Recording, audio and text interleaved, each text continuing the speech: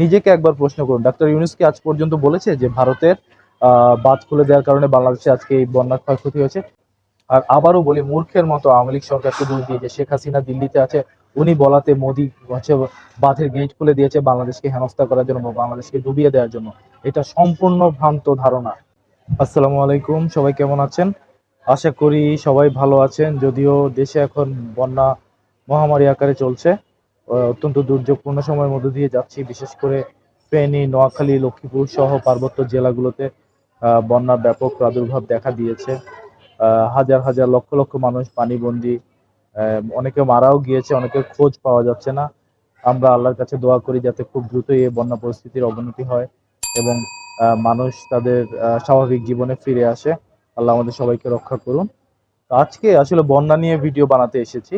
এই বন্যা নিয়ে যে মিথ্যাচার হচ্ছে ভারতকে কেন্দ্র করে, এইটা একদম প্রমাণ সহ দেখিয়ে দিব যে এটা কত বড় মিথ্যা কথা যে ভারত বাঁধ খুলে দেওয়ার কারণে বাংলাদেশে বন্যা হয়েছে।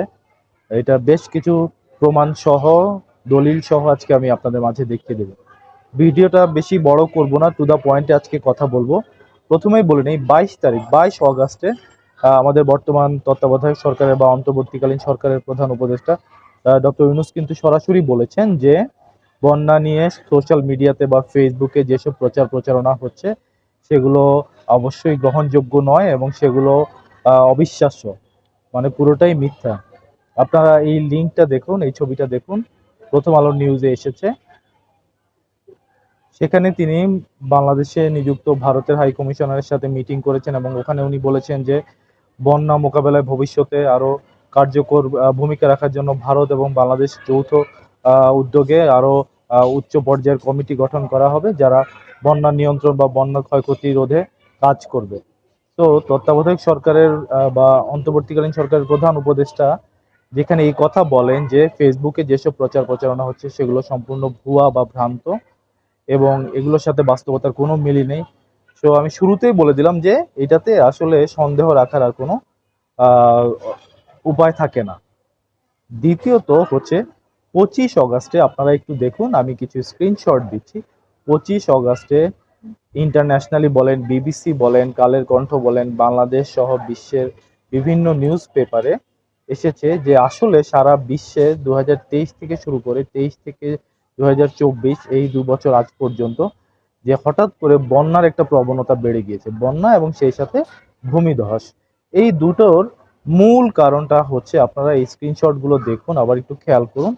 আর এই প্রত্যেকটা তথ্যের লিংক আমি আমার ভিডিওর ডেসক্রিপশনে দিয়ে দিব। আপনার প্রয়োজনে ওই লিঙ্কগুলোতে গিয়ে ঢুকে সেখান থেকে আপনারা এগুলো ডিটেইল পড়ে নিতে পারবেন। এখানে কোনো ভুল তথ্য দেওয়া হয় না। আমি আগেই বলেছি যে আমার নতুন চ্যানেল, আমার চ্যানেলটার মূল উদ্দেশ্যই ছিল মানুষকে সত্য প্রকাশ করা এবং তথ্য প্রমাণ বা দলিলের বাইরে এখানে আমি কোনো অবান্তর কথা বলবো না, সেটা যেই দলের জন্যই হোক, সেটা যেই দলের জন্যই হোক বা যেই দলের বিরুদ্ধেই হোক।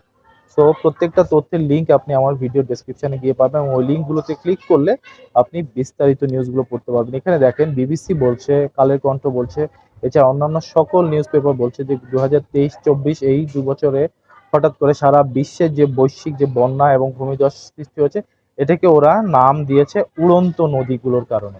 উড়ন্ত নদী এই শব্দটা আসলে আমাদের বাঙালিদের জন্য বা আমরা কয়জন জানি উড়ন্ত নদী বা দা ফ্লাইং রিভার? এই ফ্লাইং রিভার ব্যাপারটা হচ্ছে এরকম যে আসলে এই ভিডিওর যে তথ্যগুলো প্রত্যেকটা 100% অথেন্টিক। এই কারণে আমি বলছি, এবং এগুলো বুঝতে হলে আপনাকে একটু লেখাপড়া করতে হবে। আপনি মূর্খের মতো ওই যে ফেসবুকে একজন দিয়ে দিল ভারত বাঁধ খুলে দিয়েছে দেখে বাংলাদেশ ভেসে গেছে, এই ধরনের মূর্খদের আসলে এই ভিডিও না দেখাই ভালো আমি বলবো।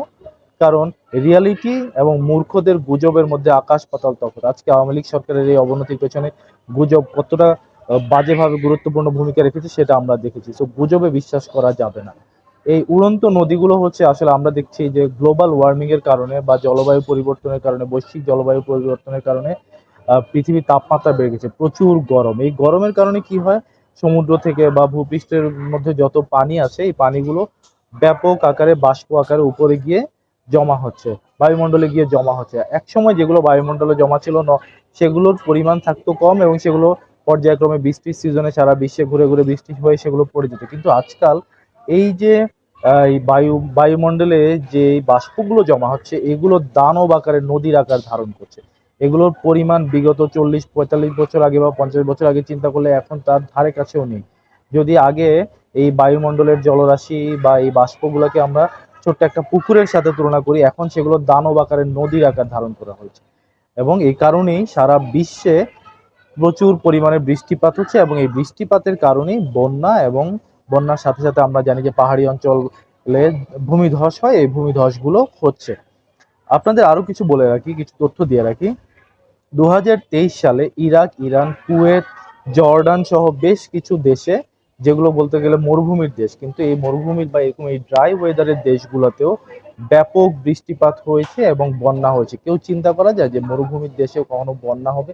সেখানে তো বৃষ্টিই নেই, বৃষ্টি না হলে বন্যা কিভাবে হবে? কিন্তু চিন্তা করে দেখেন কি পরিমাণ বৃষ্টিপাত হয়েছে, যে মরুভূমির দেশগুলোতেও অতি বৃষ্টির কারণে বন্যা সৃষ্টি হয়েছে। এবং এই বন্যার মূল কারণ হচ্ছে এই উড়ন্ত নদী বা এই যে আপনার বায়ুমণ্ডলে অবস্থিত বিপুল জলরাশি বা বাষ্প, সেগুলো বৃষ্টির পরিমাণ অনেক বাড়িয়ে দিয়েছে।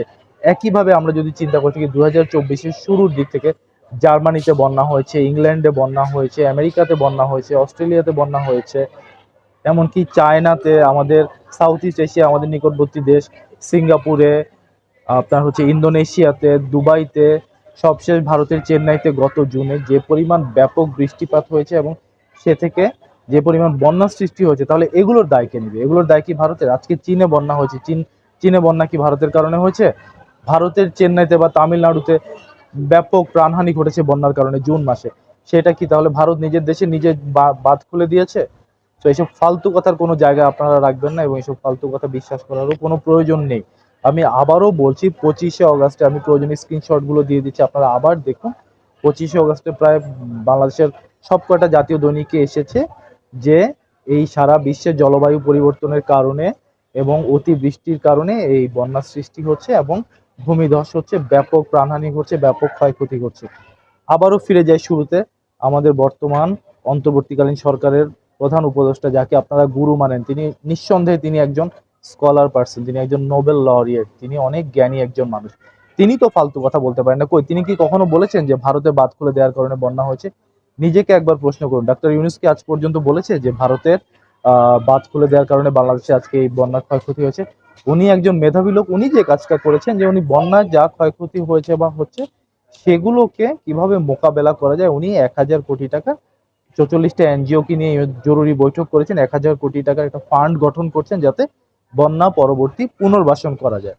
সো আমি যেটা আপনাদেরকে আসলে সারমর্ম হিসেবে বলতে চাই, ফেসবুকে যে ধরনের আলতু ফালতু বা ভ্রান্ত কথাবার্তা চলছে, এগুলোতে দেশের এখন অত্যন্ত ক্রাইসিস মুভমেন্ট, রাজনৈতিকভাবে বলেন, আন্তর্জাতিকভাবে বলেন, সেই সাথে আমাদের উপরে নতুন করে যোগ হয়েছে এই বন্যার ক্রাইসিস। এইসব আলতু ফালতু গুজব, অশিক্ষিত মূর্খ মানুষের গুজবে আপনারা কান দিবেন না। আপনারা আমার ভিডিওর প্রত্যেকটা তথ্য উপাত্ত যাচাই বাছাই করবেন, নিজেরা স্টাডি করবেন এবং সেই অনুযায়ী সিদ্ধান্ত নেবেন। বন্যার সাথে ভারতের কোনো সম্পর্ক নেই, ভারত নিজেই তাদের বন্যায় জর্জরিত। এবং আমাদের পরিবেশ এবং নদী বিষয়ক যিনি উপদেষ্টা আছেন, মিসেস রেজওয়ানা, উনিও বলেছেন যে লোয়ার রাইবেরিয়ানে, মানে নিম্নাঞ্চলে, উচ্চাঞ্চলে যখন পানি বেড়ে যায়, বৃষ্টিপাত বেড়ে যায়, পানির ধর্মই হচ্ছে পানি নিচের দিকে প্রবাহিত হয়। সো অটোমেটিক্যালি পানি নিচের দিকে আসবে। আপনাদেরকে আরেকটা তথ্য দিয়ে রাখি, ত্রিপুরাতে যে বাঁধ নিয়ে আপনাদের এত হইচই, যে বাঁধ খুলে দিয়েছে, ত্রিপুরার যে স্টেট মিনিস্টার বা গৃহমন্ত্রী বলে ওরা, গৃহমন্ত্রী বলেছেন যে বাংলাদেশ থেকে যদি কোনো দল বা কোনো একটা গবেষক দল বা সরকারি উচ্চ পর্যায়ের কোনো মহল আসতে চায়, তাদেরকে আমি নিজে গিয়ে দেখাবো যে আমরা বাঁধ খুলে দেইনি, ওভার স্পিল হয়েছে, বাঁধ ছিল, বাঁধের উপর দিয়ে পানি স্পিল হয়ে বাংলাদেশে এসেছে। তো যাই হোক, আমরা সবাই দোয়া করি দেশের এই ক্রান্তিকালে আমাদের বন্যা পরিস্থিতি স্বাভাবিক হোক।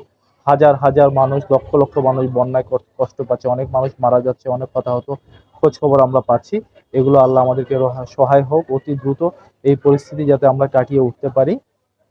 আর আবারও বলি, মূর্খের মতো আওয়ামী লীগ সরকারকে দোষ দিয়ে, যে শেখ হাসিনা দিল্লিতে আছে, উনি বলাতে মোদি হচ্ছে বাঁধের গেট খুলে দিয়েছে বাংলাদেশকে হেনস্থা করার জন্য বা বাংলাদেশকে ডুবিয়ে দেওয়ার জন্য। এটা সম্পূর্ণ ভ্রান্ত ধারণা। শেখ হাসিনা যদি এত অমানবিক হতো তাহলে 15 বছর পর এসে ওনাকে দেশ ছাড়তে হতো না, এটা মাথায় রাখবেন। নিজের বিবেককে কাজে লাগান, নিজের বুদ্ধিকে কাজে লাগান, আলতু ফালতু গুজবে কান দিবেন না।